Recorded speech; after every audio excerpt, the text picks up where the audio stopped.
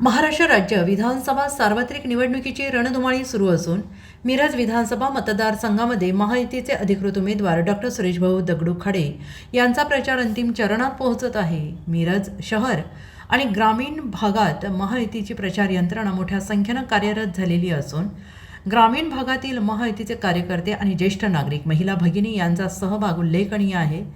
मतदारसंघात एक उत्साहाचं वातावरण दिसून येत आहे। सुरेशभाऊ खाडेंच्या रूपाने सगळ्यांना सोबत घेऊन काम करणारा लोकप्रतिनिधी मिळाला आहे, अशी भावना जनमानसात दिसत आहे। मतदारसंघामधील नेटके नियोजन, जनसंपर्क आणि महायुती सरकारच्या विविध लाभकारी योजनांमुळे ही निवडणुकीत महायुतीचे उमेदवार सुरेशभाऊ खाडे हे मोठ्या मताधिक्यानं निवडून येतील असा विश्वास जनतेतून दिसून येत आहे।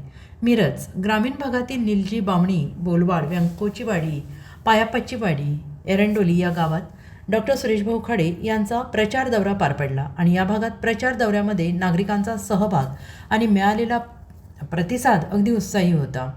गावातील महिला भगिनींनी औक्षण करून भाऊंना निवडणुकीसाठी शुभेच्छा दिल्या आणि यावेळी बोलताना ते म्हणाले की महायुती सरकारने आजवर महाराष्ट्रामध्ये लोककल्याणकारी योजना आणल्या, त्यामुळे नागरिकांना या योजनांचा फायदा झाला आहे।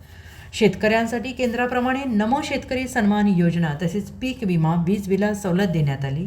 महिला भगिनींसाठी लाडकी बहीण योजना, लेक लाडकी, एसटी प्रवासात सवलत अशा योजना राबवल्या आणि त्यामुळे महिला सक्षमीकरण करण्यास लाभ होत आहे। वृद्धापकाळ पेन्शनधारकांच्या पेन्शन रकमेत वाढ करण्यात आली आहे। बांधकाम कामगारांसाठी विविध योजना आणून त्याचा लाभ तळागाळातील बांधकाम कामगारांना मिळवून देण्यासाठी प्रयत्नशील राहिलो। मिरज विधानसभा मतदारसंघाचे प्रतिनिधित्व करताना लोकहितासाठी जे करता येईल त्यासाठी माझे सर्वतोपरी प्रयत्न सुरू आहेत। मिरज शहर असो वा ग्रामीण भाग असो, सगळ्या ठिकाणी मोठ्या प्रमाणात विकास कामे केली। शासनाच्या विविध योजनांचा पाठपुरावा करून त्यांचा मिरज मतदारसंघातील नागरिकांना लाभ देण्याचा प्रयत्न केला आणि या गावाचा विकास करताना दुजाभाव न करता सगळ्यांसाठी मोठ्या प्रमाणात निधी दिला।